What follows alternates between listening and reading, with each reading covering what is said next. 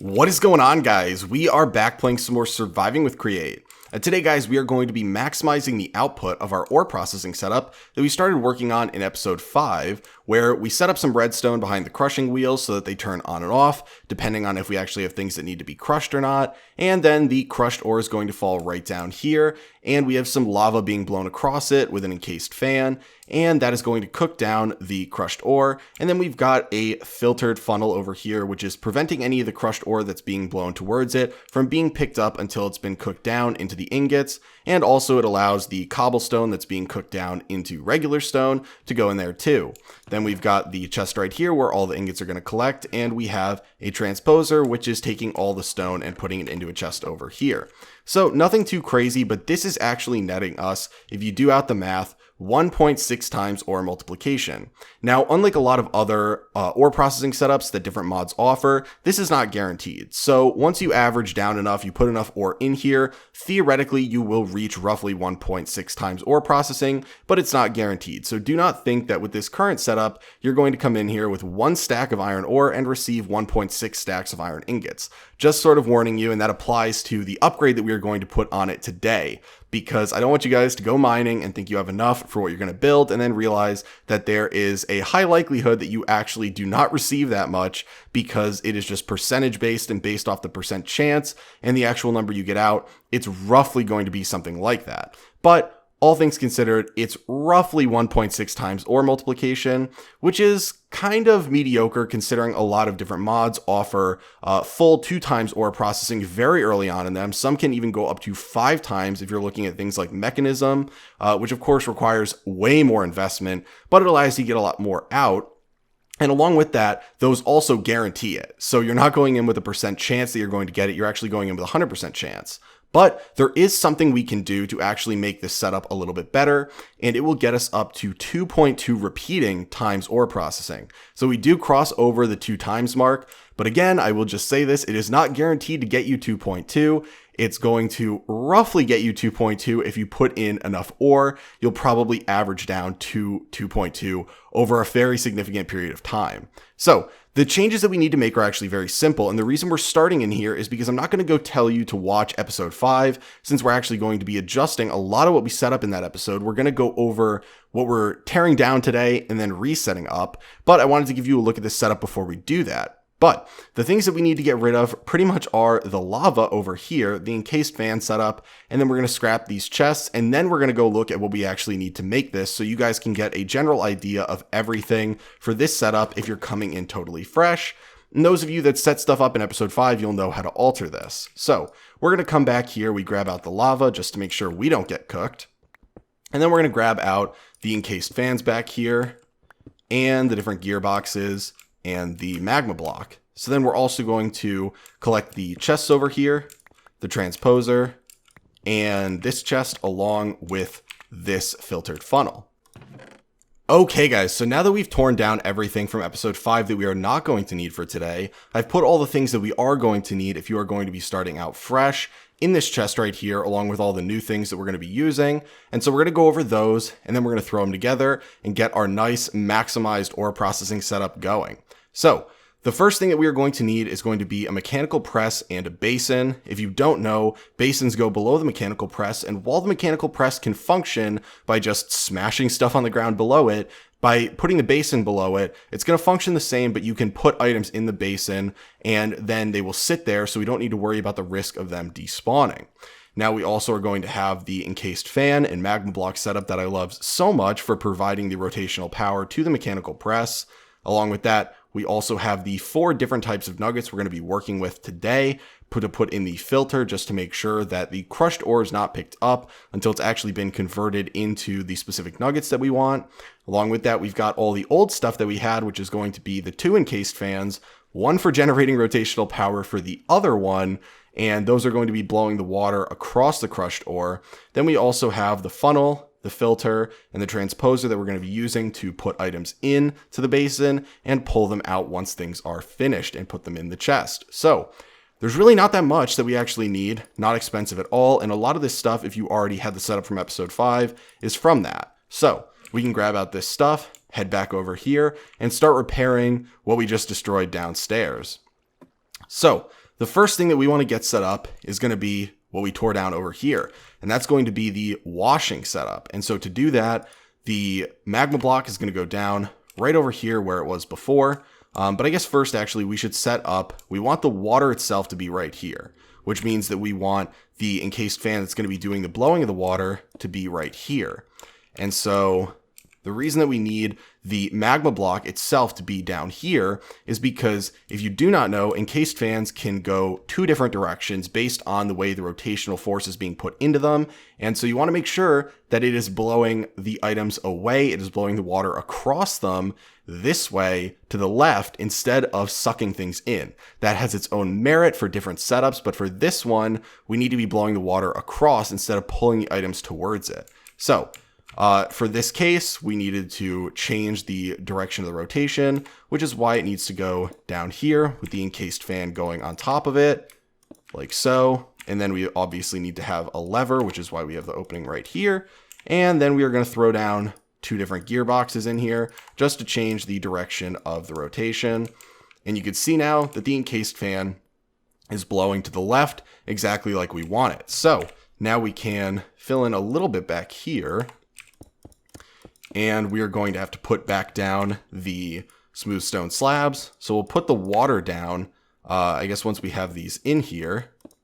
And if you don't know, when you are blowing things across, whether it's lava or water, you can hold it in by putting stuff like a smooth stone slab down because that does not fully block it. A regular block would. So if we completely covered this, it would stop it. That's important to note when you have things like lava or water, because obviously lava is going to hurt you if you come in the path of it, and water, if you stand here, it's going to move you or any item. So if you want to stop it, a regular block can, but in this case, a slab is not going to, and that can hold the water in while still looking pretty decent.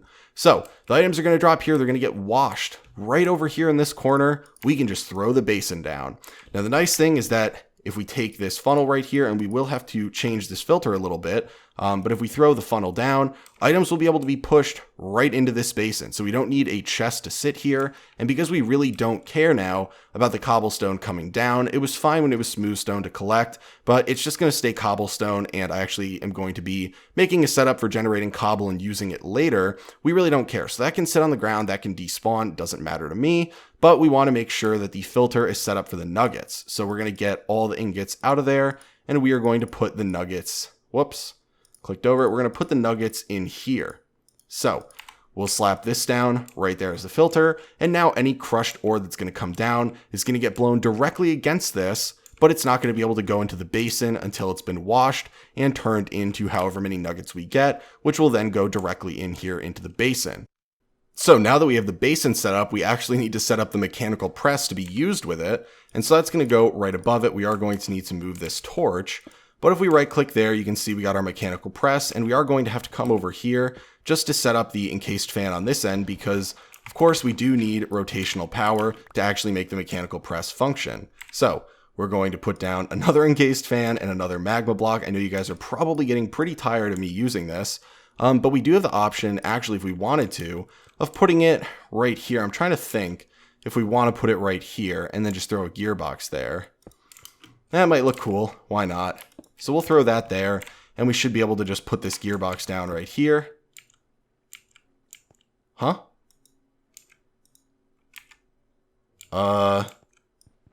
Wait, what just happened there? So where'd the mechanical press go? Okay, I don't know if I'm seeing things. I really don't know what to say, but the mechanical press is not in my inventory anymore. And the gearbox is, I think I accidentally clicked with the gearbox on the mechanical press and it just replaced it. Okay guys, so apparently the mechanical press did end up in my inventory, but I went back and checked the footage that I had already recorded, and it was not there for the first 5 minutes until I tried to craft another one, and then once I made the next one, it appeared again and I had two. So very strange. I don't really know what happened. If you guys know if that's a bug or something, please let me know. I thought I was losing my mind, but that's why it's great that we have YouTube videos, because I can go back and prove that I wasn't totally crazy by watching the old footage. So now we have the mechanical press. We can throw this thing down right here, and you can see that it should be functioning the minute we have something down here to have it smash into. So the last thing that we need to do is put down a transposer into a chest so that it can pull out all the stuff in here. And the really nice thing is we don't need to put any filter on here at all, because you won't ever pull out stuff that you put in there that's waiting to be turned into something. It actually does have sort of an internal input output. So the items put in are treated as an input until you actually use the mechanical press, and then it's treated as an output. So we will only ever pull, even without a filter, the bars out of here that have been fully crafted and put into this chest. So everything pretty much should be good to go now. I did go and collect a couple pieces of iron ore. I realized that I had used all of it already, so we needed something to actually test with. I went mining. I was hoping to get two different kinds of ore, but I didn't come across any gold, which I thought we kind of would, since I do use a strip mine over there. So we'll throw this in here. We'll let it run, and then we will go down and watch it function. So you can see that it is getting the water blown across it, and that should turn it into nuggets, which will get put in here. Huh. Oh, okay. For some reason, this filter did not save. That's a mistake. I forgot to click save on it. I was wondering why it wasn't working. Well, we have a bunch of iron nuggets now. There we go. Now we save the filter. Okay. Now, if we were to throw all these nuggets out here, including the iron ones we just got, they will all go in here. And you can see that even though we have a bunch of different kinds of nuggets in there, it is only making the iron ingots, because that's the one we have. So you can see the items are just sitting there. We've got the gold nuggets. We do have the visuals like it's actually smashing all of them, but the rest of those will just sit there waiting for there to be a sufficient amount for it to actually crush them. So we don't need to worry. And you can see that we've got leftovers of pretty much every nugget that we had in there, including iron. It is a little strange because we can't see the copper one, but the visuals only show a couple things in there. So then if we come up here, we can throw in the remainder and then come back downstairs and see how much we actually get. Okay guys, so I wanted to wait until everything was fully processed and completely done. So all the iron that we threw in there has now been fully processed. And if we take a look, you can see we have 34 iron ingots. Now I want to say that we put in 16 pieces of iron ore.